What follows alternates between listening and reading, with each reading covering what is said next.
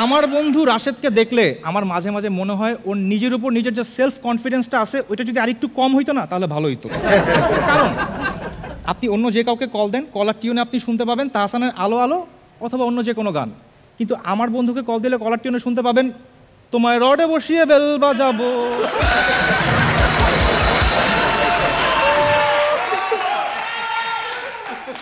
তো আমি যখন আমার এই বন্ধুর সাথে রাস্তায় যাই আমার কষ্ট করে আশেপাশে তাকানো লাগে না, আমি ওর দিকে তাকাইলে বুঝতে পারি যে আমার আশেপাশে কয়টা মেয়ে আছে, কোথায় আছে।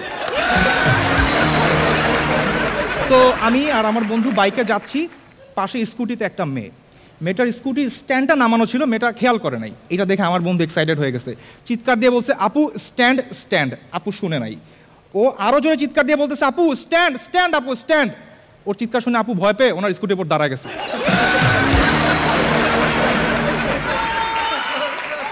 আসবে ধানমন্ডি ঢাকা থেকে আফনান আফ্রিদি।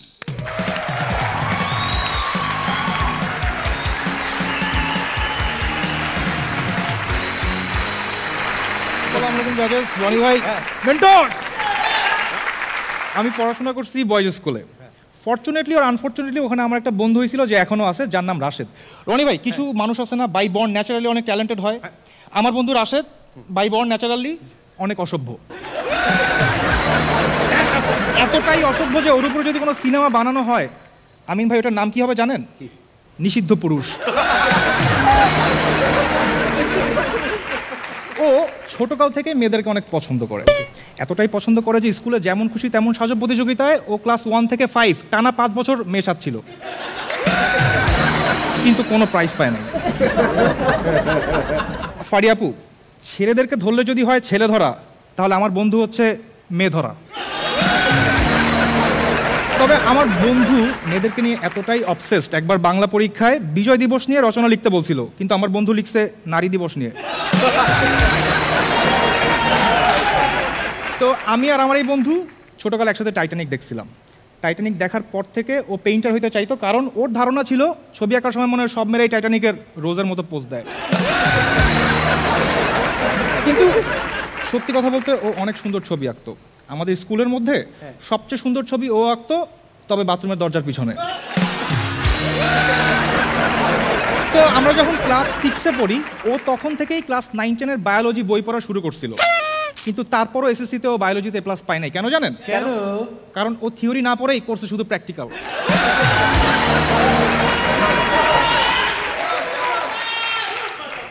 তো আমার এই বন্ধু বাইক নিয়ে রাস্তায় বের হয়, এরপর দেখে যে কোন কোন মেয়েদের ওড়না রিক্সার চাকার সাথে আটকায় যাবে, তারপর অনেক উৎসাহ নিয়ে চিৎকার দিয়ে বলে আপু ওড়নাটা ঠিক করেন, না হলে অ্যাক্সিডেন্ট হয়ে যাবে। ভালো কথা, একদিন এরকমই এক আপু রিক্সায় যাচ্ছিল, তাকে বলতে যে আমার ফ্রেন্ডই অ্যাক্সিডেন্ট করছে, তাও আবার ওই আপু রিক্সার সাথেই। তো অ্যাক্সিডেন্টের পরে হসপিটালে ভর্তি, ডাক্তার চেক আপের জন্য আসছে। চেক আপ শেষ করে চলে যাওয়ার সময় আমার বন্ধুকে জিজ্ঞাসা করছে আপনার আর কি কিছু লাগবে? আমার বন্ধু বলছে আপাতত নার্সকে পাঠালেই হবে। তো আমি দেখতে গেলাম আমার বন্ধুকে, হসপিটালে দেখা করতে গেলাম ওর সাথে। ও আমাকে বলতেছে দোস্ত খুবই বাজে অবস্থা, হাত পা দুইটাই ভেঙে গেছে, সাথে ঘাটটাও।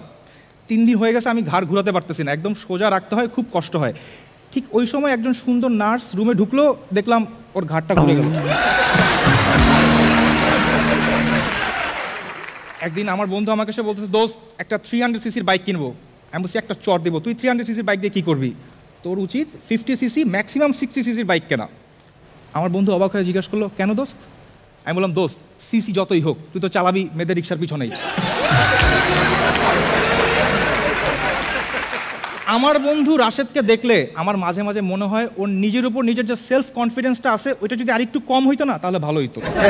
কারণ আপনি অন্য যে কাউকে কল দেন, কলার টিউনে আপনি শুনতে পাবেন তাহসানের আলো আলো অথবা অন্য যে কোনো গান, কিন্তু আমার বন্ধুকে কল দিলে কলার টিউনে শুনতে পাবেন তোমায় রডে বসিয়ে বেল বাজাবো।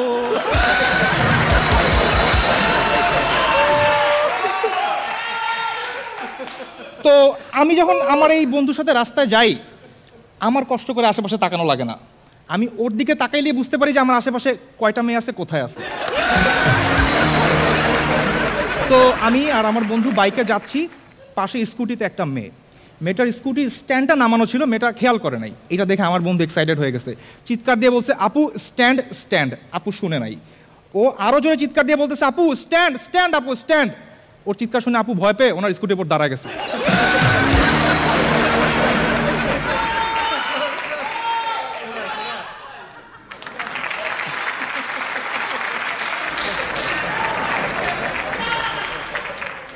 এখন থেকে প্রায় 4 বছর আগের কথা। আমি আর আমার গার্লফ্রেন্ড মির্জাপুর নামের একটা টিভি সিরিজ দেখতেছিলাম। হঠাৎ আমার গার্লফ্রেন্ড আমাকে খুব সিরিয়াসলি জিজ্ঞেস করছে, আচ্ছা আফনান, এরকম একটা ফালতু বদমাইশ বেয়াদব জঘন্য দুষ্ট ছেলে তোমার বন্ধু কীভাবে হয়েছে?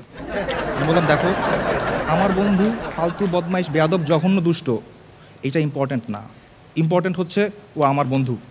রনি ভাই, আমাদের ব্রেকআপ হয়েছে 4 বছর হয়ে গেছে। রনি ভাই, একটা দুঃখের গল্প বলে শেষ করি, ঠিক আছে? ওকে। আপনারা যে যাই মনে করেন না কেন, আমার বন্ধুর জীবনে অনেক দুঃখ, কারণ ও একবার 3 জনকে প্রপোজ করে রিজেক্ট হয়েছে 4 জনের থেকে। প্রথমে প্রপোজ করছে আমাদের রাইসাকে, রাইসা বলছে নো। এরপরে আমাদের শৈলী গান গাইতে গাইতে বলছে নো। এরপর অ্যাঞ্জেলাও বলছে নো। আর এই অবস্থা দেখে জিজ্ঞেস করার আগেই সুমাইয়া নিজেই হাত উঠায় বলছে নো।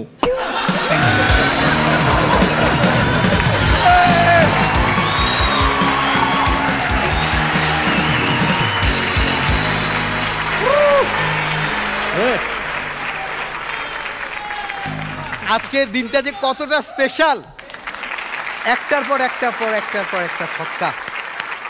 এই দেখেন অবস্থা। আফ্রিদি হচ্ছে আমিও দেখিয়ে দিব যে আমিও কম কিছু না, এবং ও সেটা ওর পারফরমেন্সের মধ্যে বোঝা গেছে। ওর আগের পারফরমেন্সগুলো তো আমরা দেখেছি, তাই না? যে লেভেলে ছিল ও পারফর্মার ভালো, কিন্তু আজকে ও যে জেদ নিয়ে কাজ করেছে যে আমিও দেখিয়ে দিব এবং স্ট্যান্ড আপ অভিশন আমিও নিব, ও জেদটা কাজ করেছে। এবং সত্যি ও আমাদেরকে না আজ থেকে মানে স্কুল লাইফে ফিরিয়ে নিয়ে গেছে। আমরা কম বেশি এরকম দুষ্টু ছিলাম, কেউ স্বীকার করুক আর না করুক, আমরা কম বেশি এরকম দুষ্ট ছিলাম এবং আমাদের এরকম ফ্রেন্ড ছিল, এবং ট্রুলি আমারও ছিল। একদম এক্স্যাক্টলি এরকমই বন্ধু ছিল, এখনো আছে, এখনো ওর সাথে দেখা হয়, কথা হয়, মনে হয় যেন সেই স্কুল লাইফেই ফিরে গিয়েছিলাম আমরা। সত্যি তোমাকে অসংখ্য থ্যাঙ্কস যে আমাদের একটা এরকম একটা পিরিয়ড টাইমে ব্যাক করে নিয়ে যেতে পেরেছিলে সেই লেভেলে। প্রমিস ম্যান, একটা ফায়ার তো হয় তোমার জন্য। অদ্ভুতভাবে এই যে আমারও এরকম একটা বন্ধু ছিল, হ্যাঁ, অ্যাকচুয়ালি প্রত্যেকটা বাবার গল্পটা হচ্ছে এই লেভেলে। প্রত্যেক বাড়ির প্রত্যেকটা বাবা সে তার সন্তানদের এই গল্পই বলবে যে সে ছিল তার ক্লাসের সবচেয়ে ফার্স্ট বয়, দুর্দান্ত, স্যার তাকে কি ভালোবাসতো। আর সমস্ত দুষ্টু গল্পগুলা আমার এক এরকম বন্ধু ছিল। আমিন ভাই যে বন্ধুর কথা বলছে, দেখো সেই বন্ধু আমিন ভাইকে মিন করে বলছে আমার এক বন্ধু এরকম ছিল। এবং আমিন ভাই আঁকানো ছবি নিয়ে যদি একটা প্রদর্শনী করা হয়, ওই দরজার পিছের দরজাগুলো নিয়ে, কন্টেন্টগুলো কি অসাধারণ, হ্যাঁ, অসাধারণ কন্টেন্ট। আজকে প্রত্যেকটা পারফর্মার কন্টেন্টগুলো সেই মানে একদম মনে হচ্ছে যেন এটা কোনো জোকস না, মনে হচ্ছে যেন প্র্যাকটিক্যাল লাইফ থেকে তারা বলছে। ও মাই গড, কি শুরু করলে আজকে। ওকে, আমার মনে হয় যে আমার বন্ধু রাশেদ এই ফিল্মটা যে আছে, সেই ফিল্মটা এই কন্টেন্টগুলো নেই, আমরা ওই ফিল্মের সাথে এটা একটা মার্চ করলে মনে হয় আরো ভালো হতো। ওকে, শবনম ফারিয়া।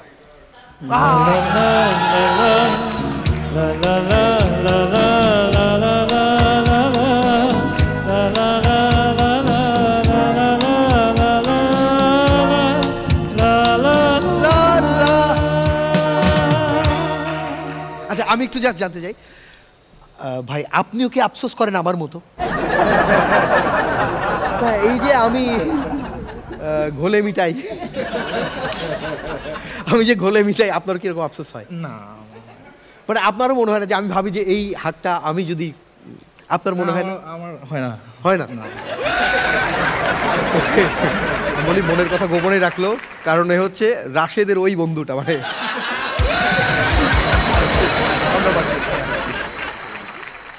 স্বপ্নভারি। এখন বলি, আমার সত্যি এরকম একটা ফ্রেন্ড আছে, ওর নাম তহিদ। ও আচ্ছা। এবং সত্যি কিছু কথা মিলে তহিদের দিকে তাকালে আমি জানি যে আশেপাশে মেয়ে আছে, ওর এক্সপ্রেশনের সাথে সাথে বোঝা যায় যে অনেক মেয়ে নাকি কি। খুব ভালো ছিল। তুই যেটা বলছিলে আমার কাছে মনে হয় যে এই রাশেদটা হচ্ছিল ও নিজে। হ্যাঁ চুপচাপ দেখ না, যতক্ষণ আমরা বলছি কিন্তু মাথা নামায় চুপচাপ শান্ত শিষ্ট শুনে যাচ্ছে, নিয়ে যাচ্ছে। এই রাশেদটা হচ্ছে আসলে আফ্রিন।